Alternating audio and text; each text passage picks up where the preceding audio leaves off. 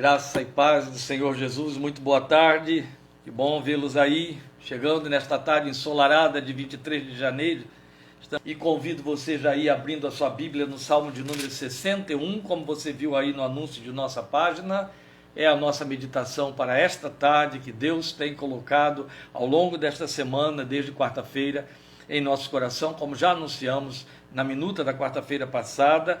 Nos dias de sombra é o tema desta tarde, nos dias de sombra.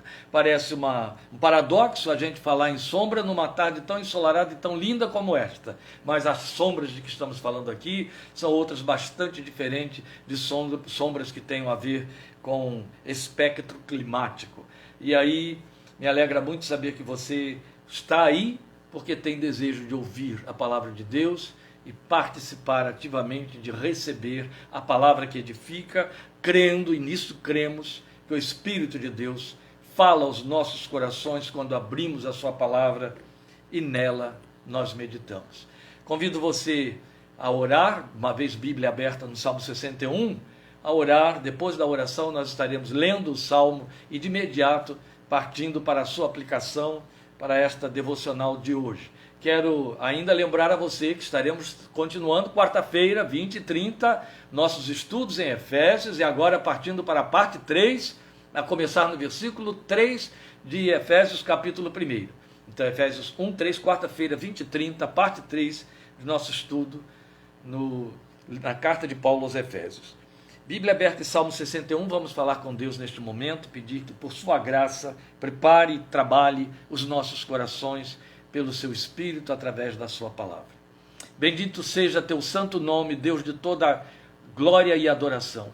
Diante de ti nos curvamos, confiados na tua graça e misericórdia, inclinados diante da tua palavra, que amamos, que tememos, onde cremos que recebemos e ouvimos a tua voz, que fala aos nossos corações, que transforma as nossas vidas, que não só gera, solidifica, fomenta a nossa fé, mas a orienta para uma vida equilibrada, uma vida aprovada diante de ti nesta geração, tal para o que nos chamaste em Cristo Jesus, teu Filho.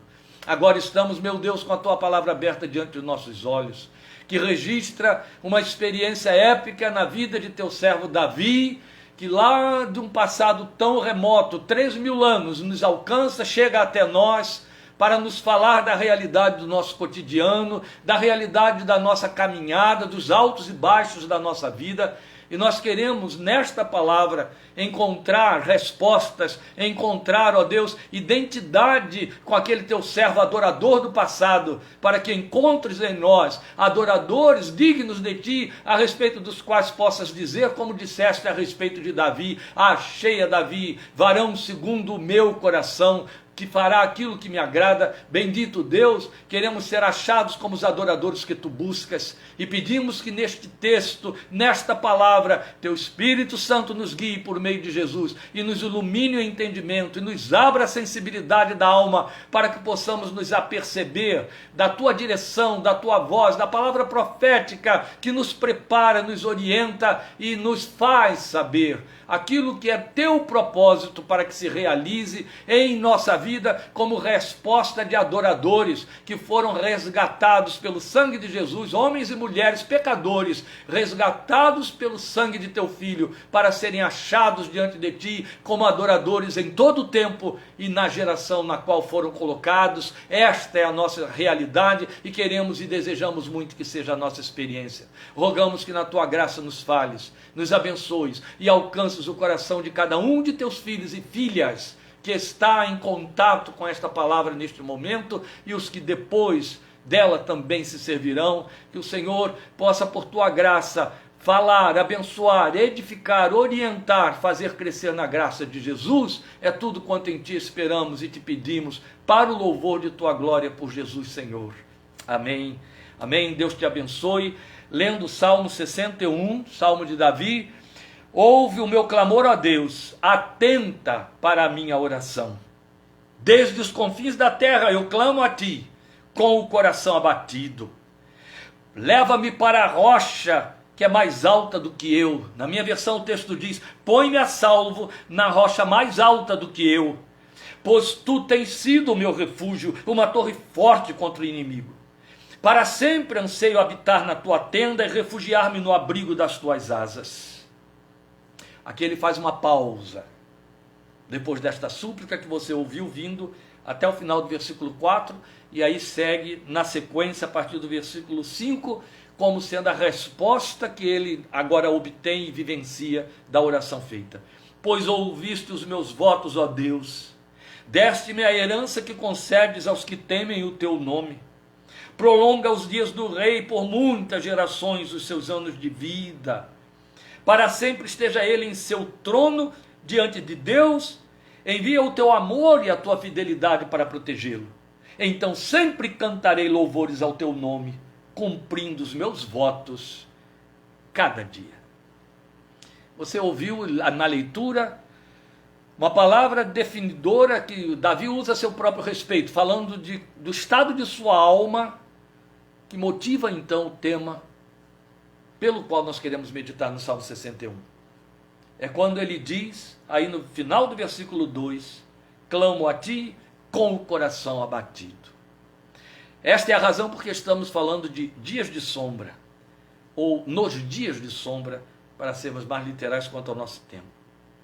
E quando a gente pensa nisso, ou fala em dias de sombra, é evidente que estamos metaforizando, claro que sim, mas isso nos faz pensar no fato de que nem sempre o sol está brilhando.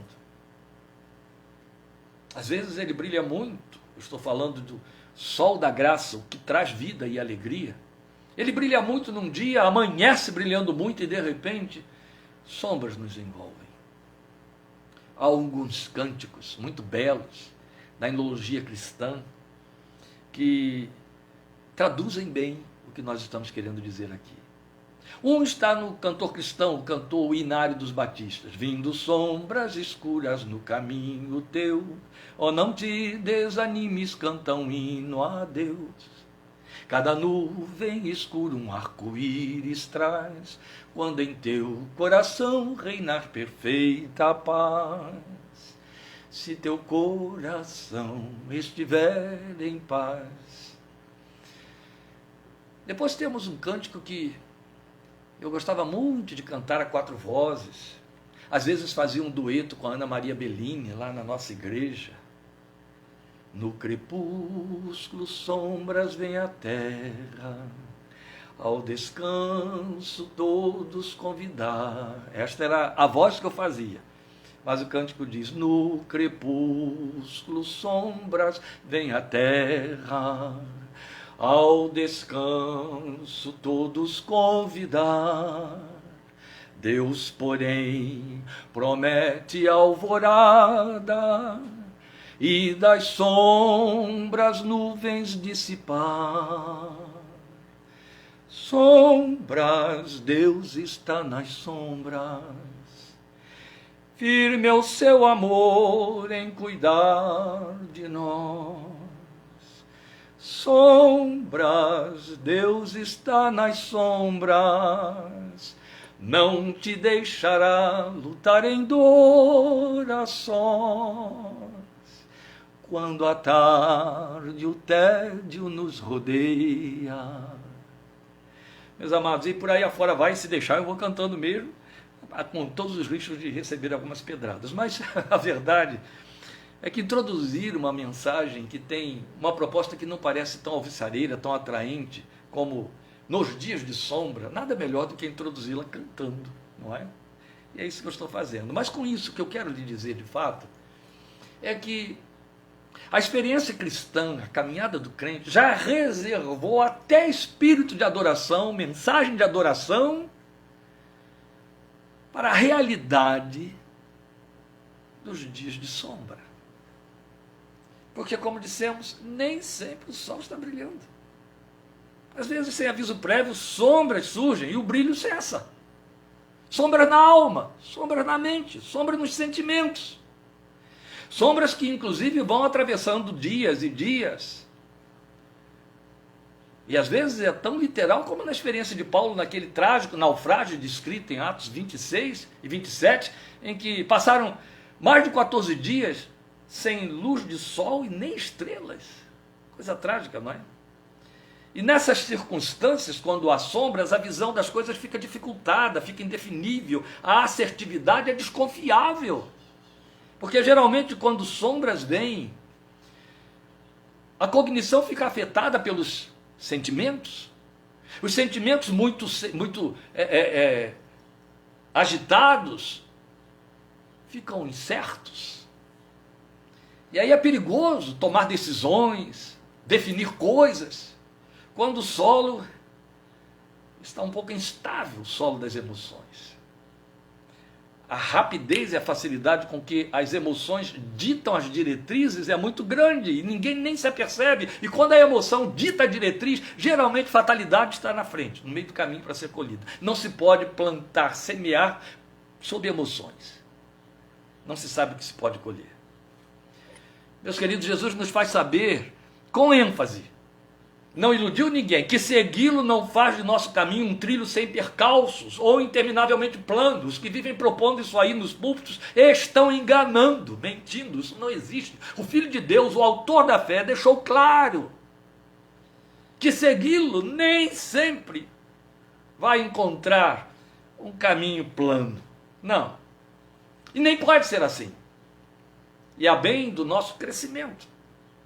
Se seguir Jesus fosse muito fácil, leve, mar de rosas, como enganam outros tantos por aí, o compromisso com a confusão, com o aturdimento, com a desistência, com a apostasia, estaria assinado. Seguir Jesus é andar por um caminho de luz, mas sombras ocasionais estão reservadas nele e delas necessitamos. O Senhor Jesus avisou que nesse caminho, no caminho de quem quer segui-lo, há aflições. No mundo vocês terão aflições, tenham bom ânimo, eu venci o mundo. As aflições nos encontram na estrada. O Senhor Jesus disse que às vezes sequer nós encontramos onde reclinar a cabeça, se nós o seguimos de fato. Entende? E aí o descanso fica comprometido. Claro, outro tanto Paulo diz que aqueles que têm as primícias do Espírito gemem no seu interior, na expectativa de uma transformação por conta das circunstâncias. Pretender que seguir a Jesus não tem estas propostas ou não tem essas perspectivas é assumir um compromisso de engano, se frustrar e se confundir. Há sombras no caminho, há aflições, como ele disse. Há algumas incertezas, como não saber onde reclinar a cabeça, foi o que o Filho de Deus disse. Há gemidos para os que têm as primícias do Espírito, e haja vista o fato de que a Bíblia mostra isso, o Espírito que está em você, o Espírito de Filho, glorifica a Deus, ele está aí para te encher de alegria, a alegria do Espírito. Nem por isso deixamos de gemer, é o que Paulo nos avisa em Romanos 8:22. E esta era a realidade de Davi, que nós estamos contemplando aqui no Salmo 61, é disso que ele estava falando, porque ele estava em seus momentos de sombra. Um bom número de estudiosos avaliam e entendem que este Salmo 61 foi escrito naquele momento mais crítico de Davi, após a traição de seu filho Absalão, ele deposto do trono, tendo que sair com toda a sua família, os seus cortesãos, fugido, a ermo, sem ter onde ficar. E nesse momento, a alma de dor, a alma batida, Davi compõe o Salmo 61, e é muito interessante, você viu que eu fiz uma pausa ao término da leitura do versículo 4, porque as nossas versões, as mais antigas, inclusive, fazem a tradução, colocam a transliteração da expressão pausa, em hebraico, selah, pausa, descanso. Sempre que você encontra essa expressão aí no seu texto, quando você lê nos Salmos, não é? Selah, significa que o cântico ali dá uma parada, há uma firmata e segura, para que possa depois continuar um pouco além, porque geralmente há uma mudança de tom, ou então mudança de argumento, e é o que acontece aqui, os argumentos mudam a partir do versículo 5, porque ele vem numa súplica muito sofrida, do 1º ao 4º versículo, e a partir do versículo 5, ele devolve agora a gratidão, como se já estivesse de posse da resposta daquilo que esteve clamando. Então ele faz uma pausa entre aquilo que você tem nas nossas Bíblias como sendo o versículo 4 e aquilo que temos em nossas Bíblias como sendo o versículo 5. E é evidente, Davi não escreveu versículos, não é? Mas nós temos o texto aí mostrando que há uma pausa. Então veja, ele estava vivendo seus momentos de sombra. Ainda que Deus tenha dito a respeito de Davi que ele era varão segundo o seu coração, o coração de Deus, muitas sombras permearam o caminho desse homem segundo o coração de Deus. E é bom a gente estar atento para isso. Isso não fazia dele menos crente. Haja visto que você tem aí no versículo 8. Percebe? Ele continuava um adorador de Deus. No versículo 8 ele está dizendo: sempre cantarei louvores ao teu nome, cumprindo os meus votos cada dia. O que ele está dizendo é: com luz ou com sombras, brilhe o sol ou chegue a noite, eu estarei sempre cantando louvores ao teu nome. Eu estarei cumprindo os meus votos cada dia. Porque é bom que a gente lembre, meus amados. Você tem isso fartamente nos Salmos. E outro tanto, a igreja, que é uma continuidade desse povo de Israel antigo, deu perpetuidade a essa experiência dos grandes poetas do passado, inspirados pelo Espírito de Deus, e ela continua compondo cânticos de lamento, como esses dois que eu acabei de citar aí. Você tem salmos de lamentos na Bíblia, você tem um livro inteiro chamado Lamentações. E o que são eles? Adorações chorosas, mas ainda sendo louvor e adoração. Então, os homens e mulheres de Deus se serviram, ainda que de momentos de argumentos funestos, para adorar a Deus e cantar louvores ao seu nome, transformando o seu gemido em cântico de adoração. Ainda que sendo homem segundo o coração de Deus, Davi estava sob sombras. Então ele era um adorador nas sombras. E ele nos revela neste salmo as reações que nos ensinam a crescer na graça, como Pedro nos entusiasma a fazer, Pedro nos chama, nos exorta a crescer na graça e no conhecimento de Jesus. Então, o que nós temos aqui é que estas reações de Davi no Salmo 61 vão nos ensinar a crescer na graça que nos fortalece. E justamente quando dela mais necessitamos, lembra? Você vai ter o autor de Hebreus fazendo um convite para mim e para você no capítulo 4, dizendo: vamos nos aproximar com inteira certeza de fé diante do trono da graça, a fim de acharmos graça e sermos ajudados no momento da nossa necessidade. Glória a Deus, porque a Bíblia nos abre este espaço extraordinário de buscar socorro através da oração, porque aproximar-se do trono da graça não é nada mais, nada menos do que entrar na presença de Deus através da oração e da adoração. Então o autor de Hebreus nos faz lembrar isso, que nós podemos buscar na graça socorro, porque justamente quando mais necessitamos, ela está sentada no trono e aberta para nos dar respostas e nos socorrer.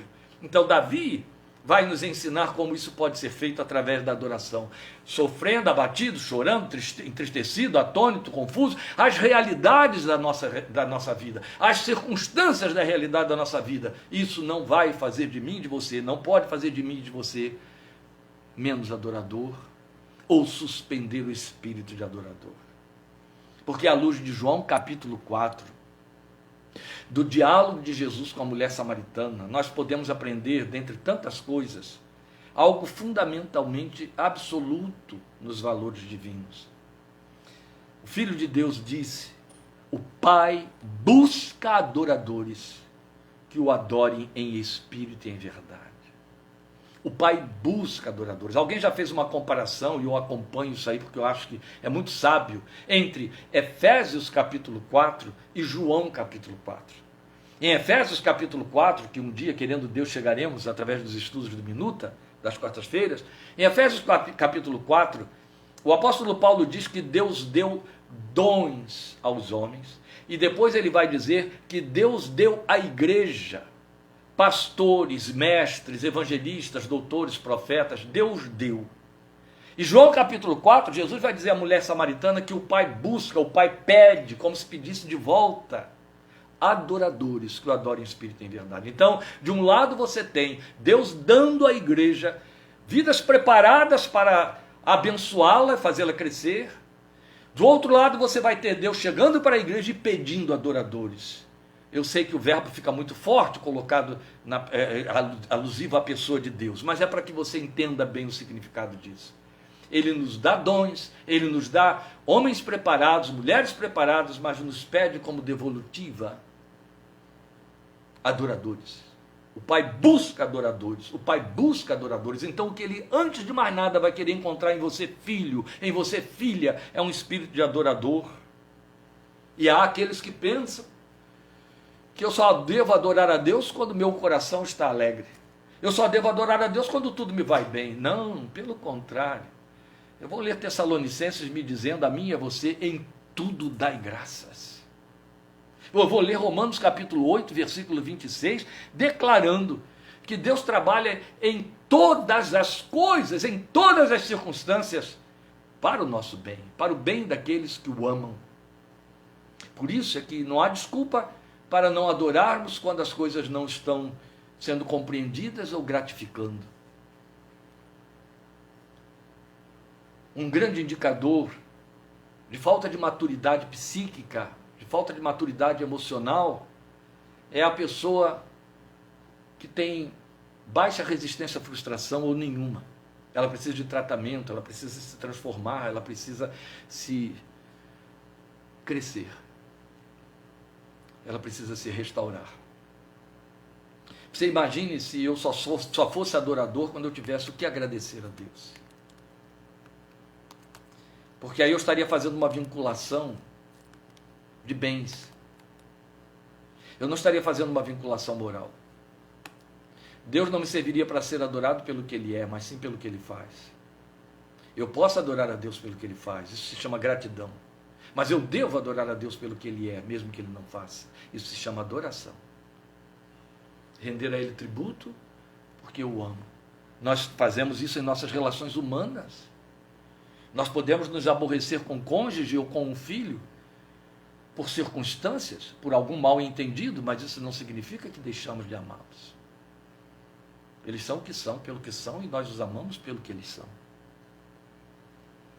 Então Davi vai nos mostrar como é que adora um adorador abatido. É o que você tem nos versículos 1 e 2. Volte ao seu texto. Ouve o meu clamor, ó Deus.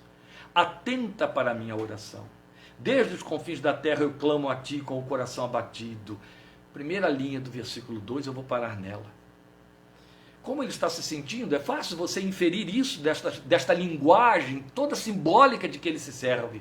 Ele está se sentindo espiritualmente distante, no fundo, longe. Ele declara isso textualmente. Ele diz, desde os confins da terra eu clamo a ti. Ora, Davi não saiu das cercanias de Jerusalém, muito menos das fronteiras do Israel que ele ajudou a expandir durante seu reinado, ainda que estivesse em fuga de Absalão.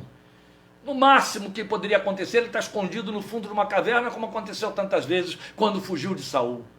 Mas ele não estava em confins da terra, ele está falando da sua alma, é assim que ele se sente por dentro, nos confins da terra. Eu estou no fundo, eu estou para baixo, que é a expressão mais popular e mais contemporânea nossa.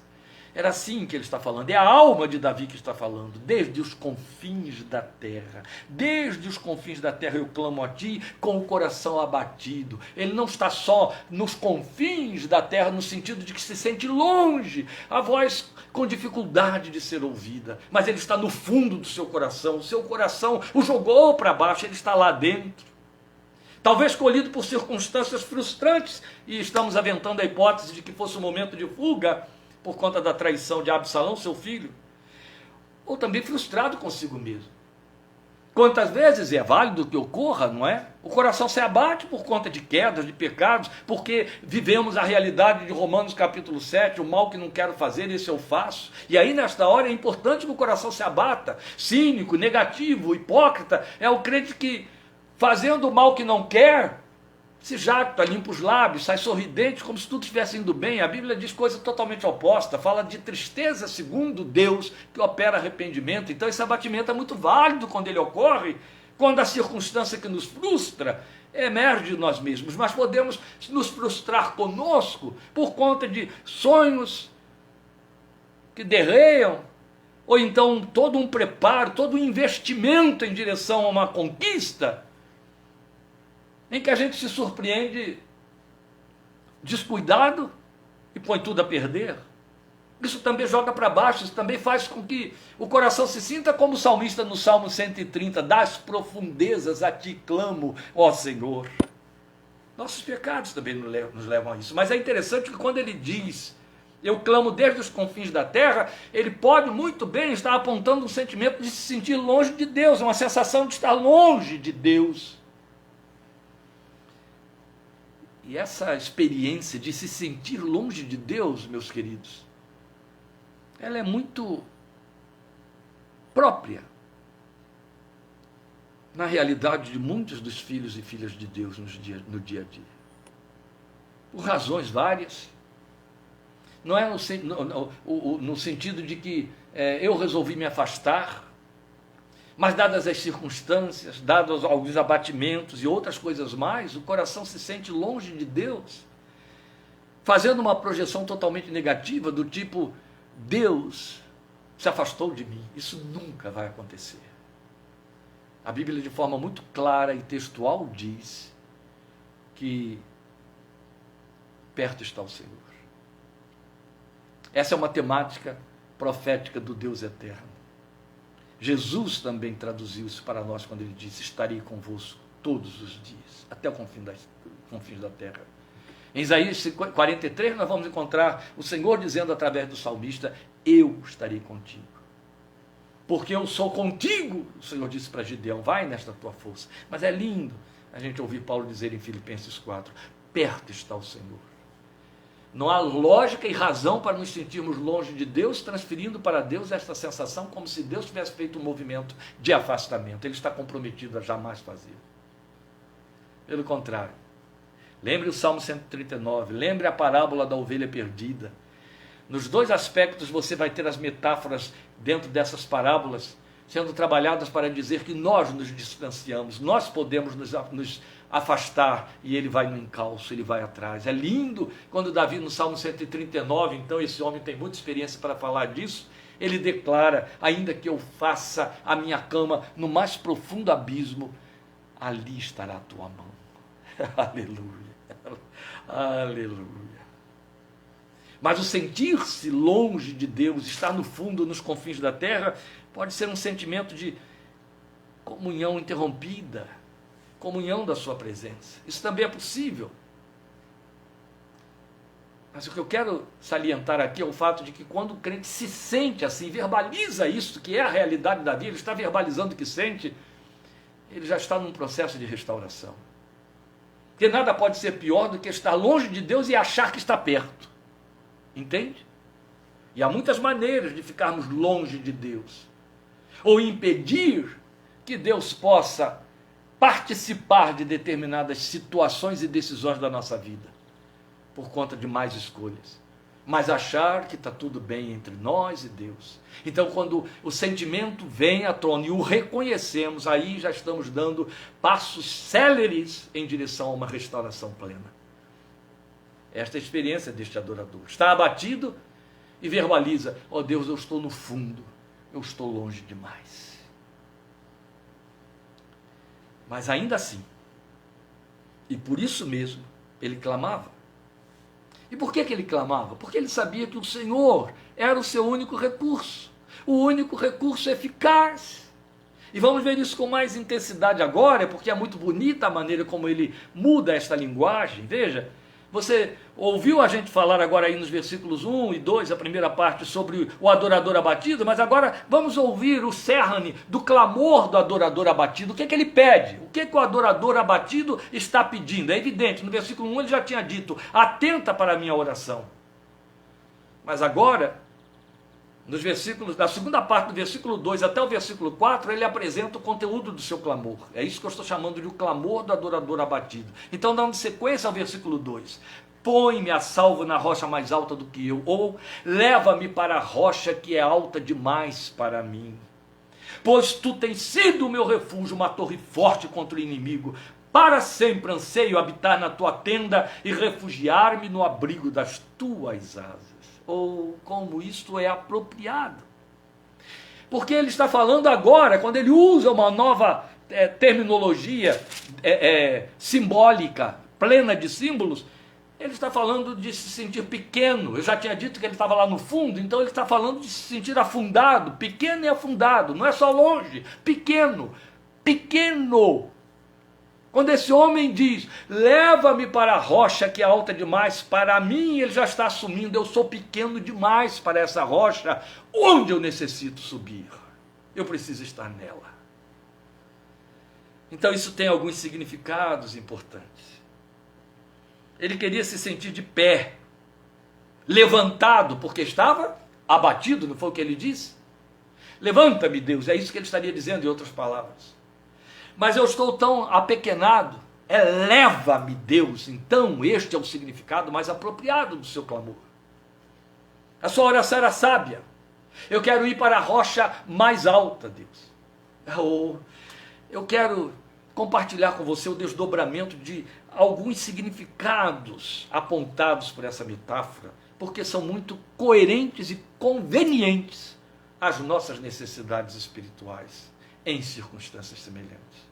A profundidade da sabedoria da oração do adorador Davi, quando ele diz: leva-me para a rocha que é alta demais para mim, leva-me para a rocha que é mais alta do que eu. Ora, eu não preciso forçar a sua memória. Se você é minimamente leitor da Bíblia, não precisa nem ser um estudioso, mas se você é leitor da palavra de Deus, você já está habituado com essa terminologia tipológica do Velho e do Novo Testamento, que definem Deus como rocha. Isso saiu pela primeira vez como uma expressão de Moisés, da boca de Moisés. Eis a rocha, suas obras são perfeitas. A partir dali, Moisés começou a ensinar ao povo de Israel que Deus era a sua rocha, a rocha, a rocha. Para aquele tempo, pensar em rocha, é suficiente você visitar sítios arqueológicos antigos, eu estou falando em termos históricos, especialmente se você for para a Europa, não falta o que transborda naqueles países europeus, Portugal, Espanha, Itália, onde você for, são castelos. Castelos e fortificações, fortificações e castelos, porque as civilizações antigas, elas procuravam os lugares mais altos, mais inexpugnáveis, para construir as suas cidades, faziam verdadeiras fortalezas, porque todos os ataques eram feitos corpo a corpo. Então estar no mesmo plano de livre acesso do inimigo era dar tiro no pé, era incorrer em auto-vitimação e violação. Então ninguém pensava em construir uma cidade numa região baixa ou plana. Todos escolhiam montanhas, rochas elevadas. As rochas eram seus refúgios. Quanto mais alto, melhor. Haja vista Jerusalém, construída no Monte de Sião, e por aí vai. Todos os castelos você vai ver, se eles não estão em áreas de difícil acesso, na beira de precipícios, eles estão em pontos muito elevados. Sempre. Porque a proposta era dificultar o assédio do inimigo, o avassalador, o conquistador, o usurpador, o invasor. E eles então entendem que nada poderia ser melhor do que para se servir, para proteger famílias e povos, do que construir suas cidadelas sobre rochas. Rochas escarpadas de preferência, rochas elevadas, porque a rocha vai falar não só de altura, de inexpugnidade, mas vai falar de firmeza, de garantia, de solidez. É por isso que Moisés, peregrinando com o povo nas regiões baixas dos desertos, ele faz esse povo sonhar com lugares elevados, rochas, e aí diz: Deus é a nossa rocha, Deus é o nosso ponto mais elevado. Este é o ponto que eu quero pegar aqui comigo e você.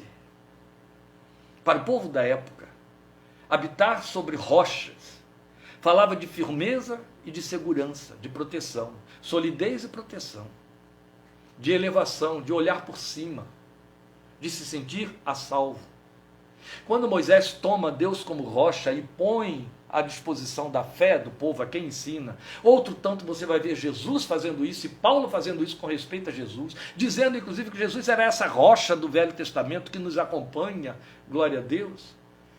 Toda a simbologia por detrás disso nos alcança e nos pertence.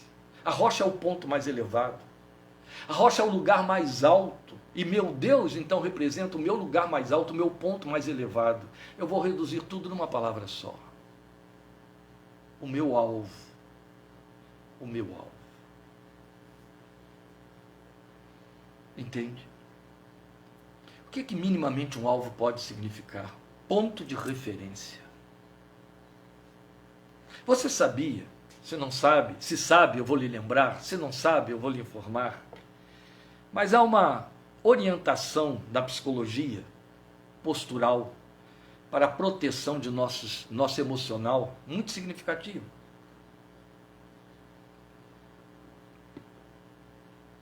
A psicologia ensina que o nosso cérebro ordena a produção de hormônios que mobilizam nossas atitudes, nossas ações, o nosso comportamento, de acordo com o que ele lê de nossa postura. Se eu assumo uma postura de repouso, de relaxamento, e o cérebro entende assim, se os olhos estão mais de uma hora olhando para baixo, estamos entrando em posição de repouso. Vamos nos preparar para descanso e dormir. Então começa a produzir, liberar na corrente sanguínea determinadas enzimas e hormônios que vão levar você a relaxamento e a descanso, produzir o sono e por aí.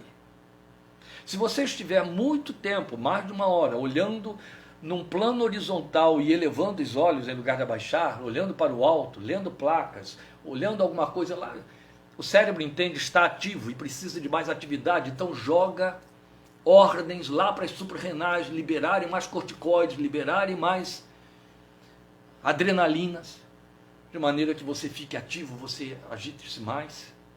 Por conta disso, nós psicólogos costumamos orientar as pessoas a, quando param na frente de um aparelho de televisão, procurarem colocar o aparelho diante do qual vão ficar mais de uma hora, porque geralmente as programações nas quais paramos para assistir duram mais de uma hora, num plano acima da linha do horizonte de seus olhos.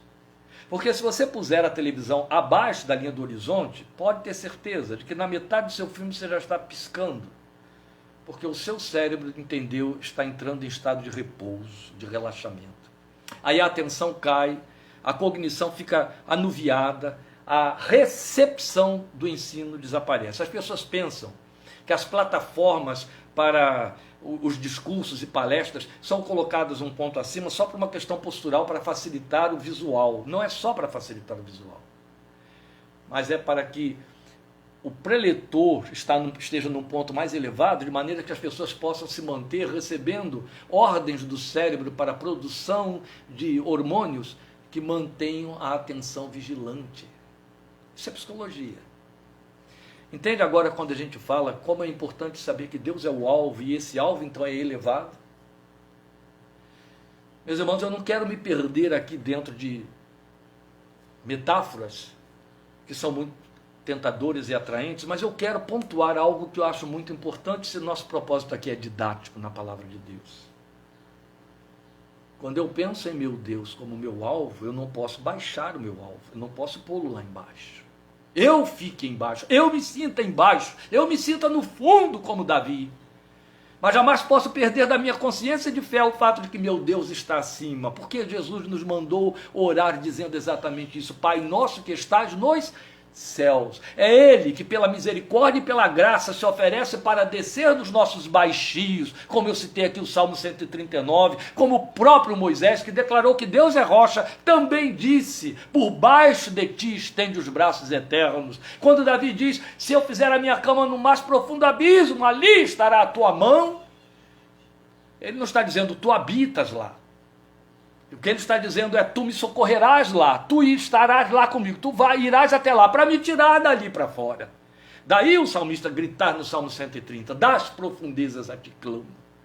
Então, meus irmãos, nós não podemos trazer Deus para os baixios de nossas decisões, de nossa forma de ver a vida. Nós não podemos pretender que Deus a veja como nós a vemos por baixo, nós a vemos carnalmente, nós a vemos humanamente, nós a vemos debaixo de um tolimento, de um impedimento e de uma restrição cognitiva e de inteligência. Mas Deus a vê por cima, Ele está acima, Ele é o Deus que está nos céus, Ele é a rocha elevada. Quando Davi faz esta súplica, o que ele está dizendo é: Deus, põe-me sobre teus ombros, põe-me acima de ti, põe-me junto contigo, põe-me aí onde tu estás, eleva-me, a rocha que é mais alta do que eu. E a outra coisa que Davi está dizendo é: tu precisas fazer isso comigo, Deus, eu sozinho não consigo subir, eu sozinho não posso estar aí, eu sozinho não posso chegar aí e ficar aí. É isso que Davi está dizendo. Mas eu quero que você entenda, atente para alguns desdobramentos deste significado que a gente pode jungir aqui para dar amplitude ao conteúdo dessa adoração. Leva-me para a rocha que é alta demais para mim. O que Davi está dizendo é: ó meu Deus, dá-me os lugares elevados, põe-me nos lugares elevados, como vivia Abacuque. Eu acho isso tão lindo. No capítulo 3 de Abacuque, depois de Abacuque falar de todos os perigos que estavam ameaçando Israel, ele entra com seu cântico no capítulo 3, e no capítulo 3, Abacuque fala de aflições, Abacuque fala de coisas que botam pessoas no fundo. Tem tanta gente que desiste da fé por conta da experiência de Abacuque. Se a figueira não floresce, se o produto da terra mente, é o suficiente para a pessoa desistir de Deus, murmurar, blasfemar. Mas Abacuque põe um todavia dentro das suas possibilidades. Se a figueira não florescer, se o produto da terra mentir, todavia eu me alegrarei no Deus que é a minha fortaleza. Aí ele encerra o seu cântico com uma colocação extraordinária: o meu Deus me faz andar sobre as minhas alturas. Versículo 19 de Abacuque 3, glória a Deus. O meu Deus me faz andar sobre as minhas alturas. Isso é lindo, porque o que Abacuque está dizendo é: a realidade me faz andar nos baixinhos, nos vales, afundado, abatido, lá embaixo. Mas a minha experiência de comunhão com meu Deus, a minha fé no meu Deus, a realidade da minha vida com Deus me faz andar nas minhas alturas, porque a despeito das coisas que me ocorrem, a despeito das circunstâncias que estão tentando me dizer e aos outros que eu estou lá embaixo, o meu Deus me faz andar sobre as minhas alturas. Ou seja, meu Deus me faz andar sobre os lugares mais altos do que eu. Glória a Deus. É isso que Davi está dizendo, e é isso que também significa para nós os lugares elevados da experiência de quem caminha com o Senhor. E isso não fala de ufanismo. Por isso é que eu fiz questão de citar a realidade de Abacuque no capítulo 3. Isso não fala de fé mágica, que só pretende positividade. Não. Isso fala de uma superação, de uma transformação de realidade, ainda que não de fatos. Uma transformação sensitiva, afetiva, cognitiva, fidúcia, ou seja, que é fruto da fé, entende? É disso. Mas olha, é importante demais a gente lembrar algo que em breve estaremos vendo na minuta de Efésios, que os lugares onde eu e você, em termos espirituais, fomos estabelecidos, uma vez tendo crido em Jesus, se chamam regiões celestiais. 5 vezes na carta aos Efésios, Paulo diz que nós estamos aqui neste mundo, mas espiritualmente estamos habitando e andando nos lugares celestiais e neles assentados em Cristo Jesus. Deus nos vê em posições elevadas. Glória ao seu nome. Tem mais detalhes aí por dentro que não cabe aqui nesta ministração e nem neste texto. Mas lá em Efésios chegaremos lá. Quando Paulo fala dos lugares, das regiões celestiais, ele diz que a igreja, os crentes, os que creem em Jesus, cada um individualmente, e o povo de Deus, é tratado por Deus nas regiões celestiais, porque este é o lugar onde estamos. E mais, é muito importante saber disso, os adversários da fé, as hostes espirituais decaídas, eles nos sabem nos lugares celestiais, sabem que este é o lugar que ocupamos em Cristo Jesus. Por mais abatido que você esteja, por mais que você se sinta no fundo ou longe, a Bíblia diz que você habita nas regiões celestiais, e é por isso que você pode conversar com Deus. Porque Ele é o Pai que está nos céus, mas Ele te leva até a presença dEle pelo seu Espírito, e Ele te ouve. Glória seja o seu nome. Mas é evidente que nós não podemos deixar de considerar também a possibilidade de que por leva-me para a rocha que é mais alta do que eu, Davi, no momento dessa sua grande aflição, está pedindo por alvos mais elevados, mais nobres. É muito importante a gente pensar nisso.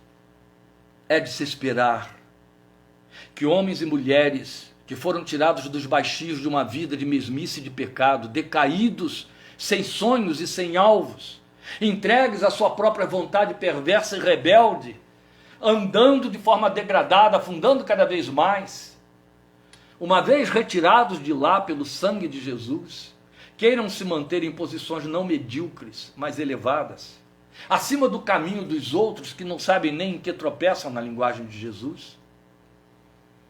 Entende? alvos nobres, alvos mais elevados, é do que Paulo nos fala em Filipenses capítulo 4, versículo 8. Aquilo que for puro, que for nobre, em que há algum louvor, seja isso que ocupe o pensamento de vocês. Nada pode ser mais mesquinho, mais medíocre, mais vergonhoso, de mais péssimo testemunho do que o crente que tem alvos medíocres, que tem propostas miseráveis, apequenadas, que não tem sonhos. Eugene Peterson dizia isso o tempo todo, e enquanto viveu e ministrou, ele escreveu e insistiu com o povo de Deus: sonhe, sonhe, sonhe com seu Deus. Alvos elevados. Eu quero te dar uma dica de qual é o alvo elevado que conta para Deus, o próprio de quem está nas regiões celestiais. É evidente que nossas cobiças adâmicas, imediatamente quando a gente ouve falar nessas coisas, ou não pode ser medíocre, mas tem que pensar alto, já corre para pensar temporalmente. Eu quero tal situação, conquistar tal posição, que coisa pobre. Continua sendo medíocre, isso é que é medíocre. Quando a gente fala de alvos elevados, o mínimo que eu e você crente precisa, o mínimo que eu e você crente precisa sentir, que nós precisamos desejar, é ser melhor do que somos aos olhos do nosso Deus. Sabe? Paulo nos diz em 2 Coríntios 3,18 que nós estamos sendo transformados na imagem do Filho de Deus, de glória em glória. Sabe o que é buscar algo mais elevado e pedir: ó Senhor, tu estás fazendo, faze isto. Eu preciso identificar que eu estou ocupando posições de glórias maiores do que as anteriores. Estou em graus mais elevados, eu estou subindo, eu estou indo para o alto. A vereda do justo é como a luz da aurora, que brilha cada vez mais até chegar a ser dia perfeito. Mas não é só. É fato que a Bíblia nos diz em Romanos 3,23 que quando nós estávamos decaídos em nossos pecados, não éramos filhos de Deus, não críamos em Cristo Jesus e nem na sua obra, estávamos vazios da glória de Deus. Destituídos da glória de Deus, Romanos 3,23 diz. A primeira glória que foi instalada em mim e você foi o espírito de filial, o espírito de filho, para nos dar acesso às regiões celestiais, para falarmos: Abba, meu Pai Celestial. Só que o Evangelho é dinâmico. Daí, 2 Coríntios 3,18, o Espírito de Deus está trabalhando dentro de você através da palavra, não é através de cultos, não é através de segredinhos, magias espirituais evangélicas, que você... Não. É através da palavra. Deus só trabalha na palavra. O compromisso de Deus é só com a sua palavra. Nesta palavra, à medida que você se deixa trabalhar por ela, mergulha nela, Ele vai te transformando de glória em glória, glória em glória. Esses são os alvos mais elevados. Esta é a oração que Ele espera encontrar no meu coração e no seu coração. Meu Pai, leva-me para a rocha que é mais alta do que eu, um alvo maior, um alvo acima, que me puxe para o alto, que me jogue mais perto. Aleluia. Isso é o que Ele quer de nós. Por isso é que Ele vai falar aí, logo em seguida, no versículo 3, és o meu refúgio, és a torre forte contra o inimigo. O que Ele está dizendo como alvo mais elevado: Senhor, Tu és a própria rocha, Tu és o meu refúgio, Tu és a minha torre forte. Eu quero intimismo, eu quero a Tua presença. Davi o que está dizendo ele poderia e deveria ter dito: Deus, dá-me meu trono de volta. Eu estou sendo injustiçado, meu filho, meu próprio filho, usurpou meu trono. Dá-me meu trono de volta, o Senhor me prometeu. O Senhor me disse que me daria um trono. Não é isso que Ele pede. O que Ele pede é: Senhor, dá-me mais junto de Ti, ajuda-me a estar mais contigo na rocha. Eu quero a rocha, eu não quero o trono. Eu quero a rocha, eu quero ir a Ti, eu quero ir a Ti. Por último, Ele vai nos mostrar aí nos versículos 5 e 8, não estou dizendo 5 a 8, estou fazendo um salto.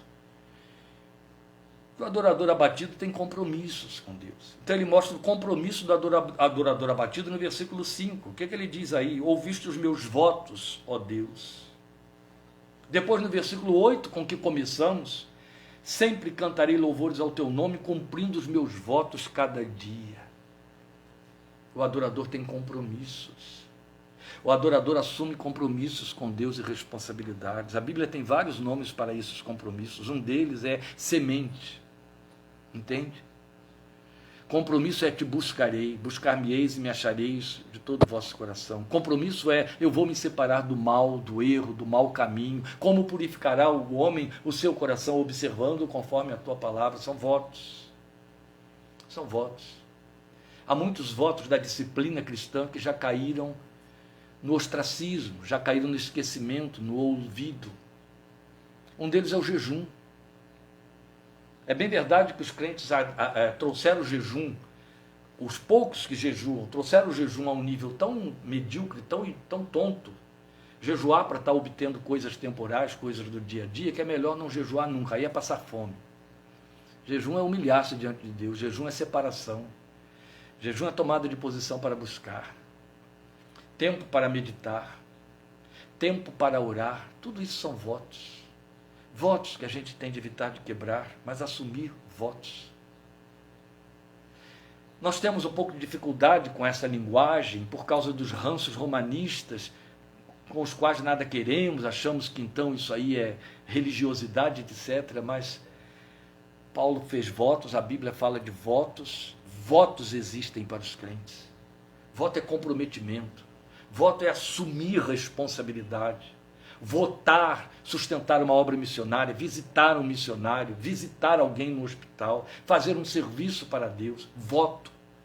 Voto de serviço, voto de compromisso, voto de santificação, voto de separação, voto de jejum, voto de meditação, voto de oração, disciplinas espirituais em desuso, em descaso, porque a graça barata nos seduziu e nos fez entender que Deus não conta com nada disso, não quer nada disso, não dá atenção a nada disso.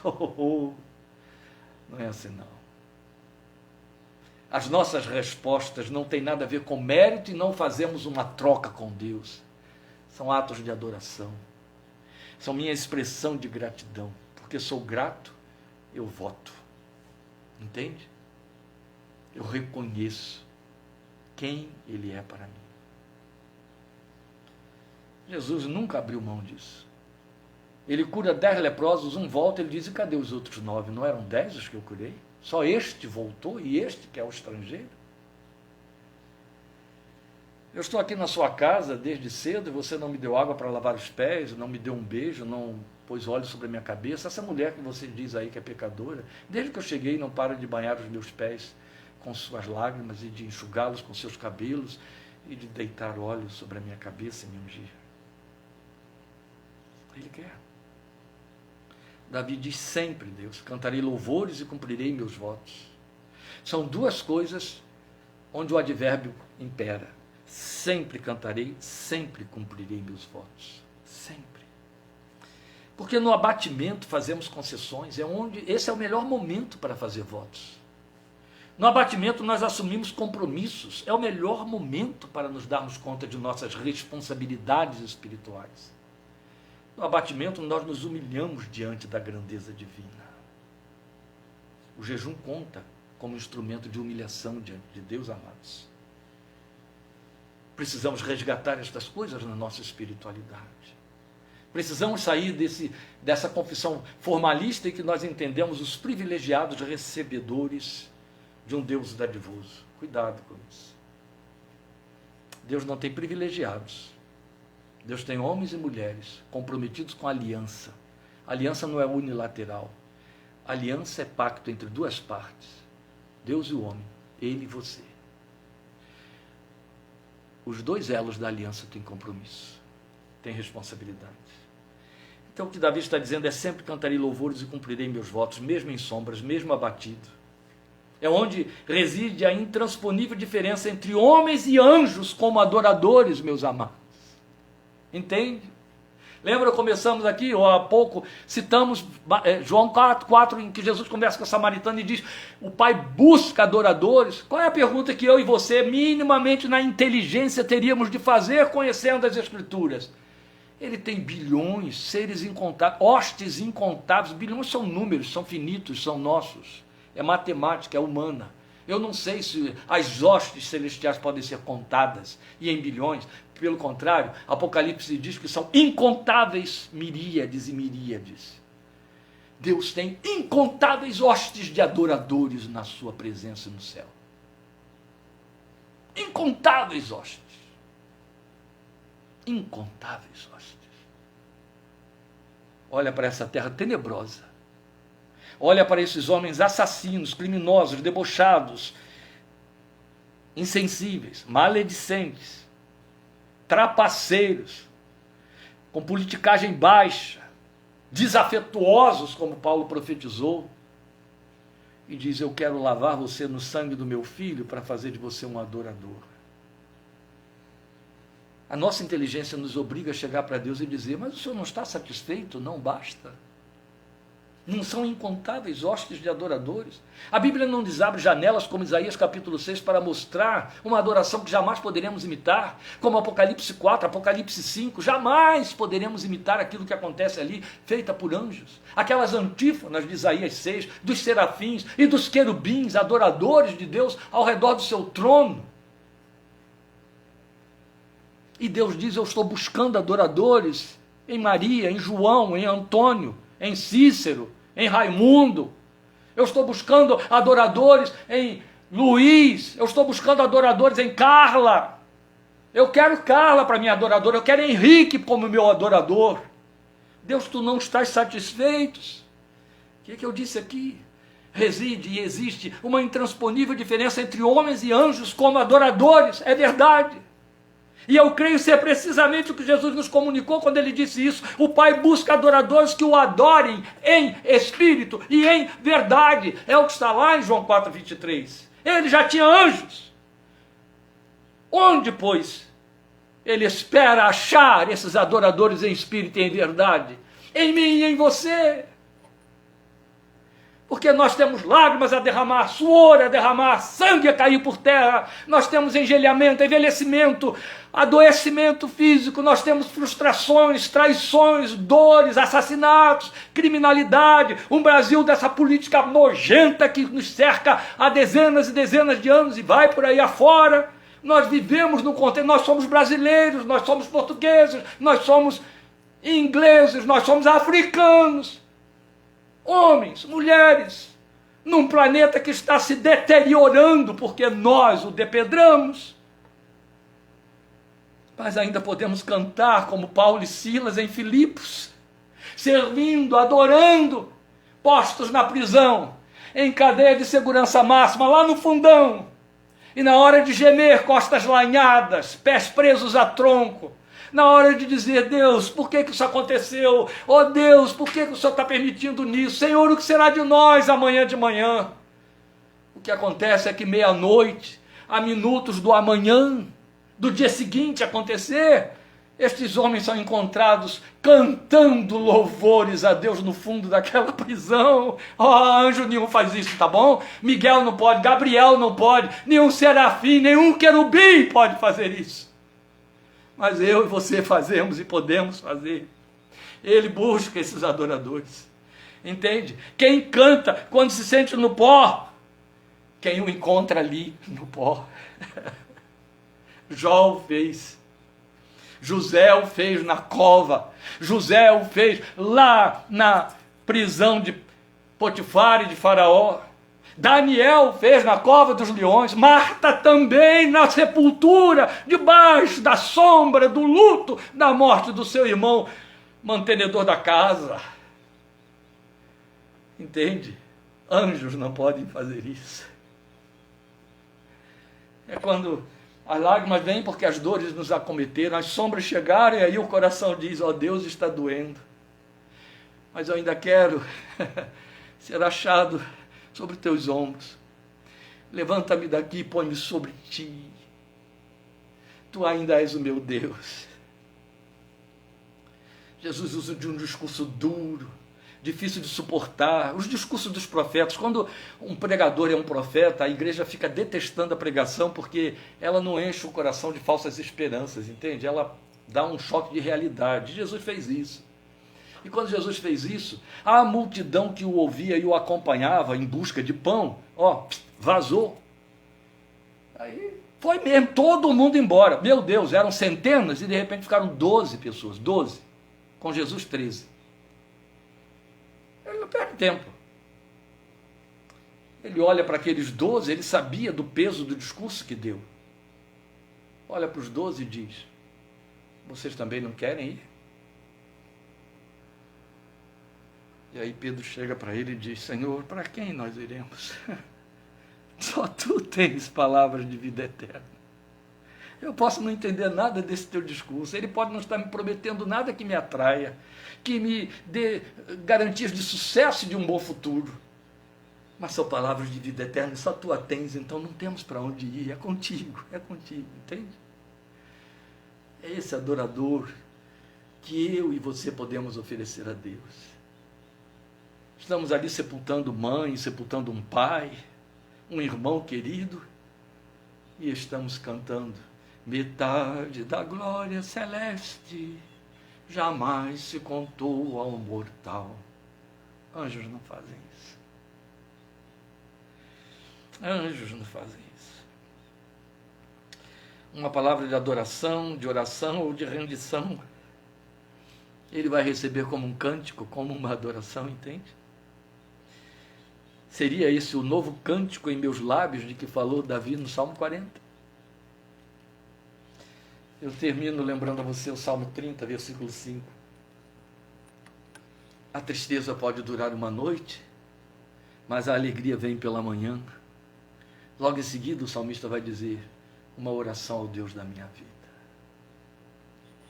Amém? Deus te abençoe, obrigado por sua atenção, sua paciência. Guarde essa palavra no seu coração e coloque-se, ofereça-se, ponha-se diante dele como esse adorador que anjo nenhum pode copiar nem imitar. Só você, que perece, que tem que dar conta da vida, mas ainda pode amá-lo e adorá-lo e dizer: é a ti que eu quero. Mais do que a todos e a tudo, é a ti que eu quero. O Senhor te abençoe, te fortaleça, te guarde, te ajude a ser adorador, adoradora de verdade. Estaremos juntos, amém? Quarta-feira, 20h30, continuando Efésios, e no próximo domingo, querendo Deus, às 17h30. O Senhor te abençoe, te guarde, te fortaleça.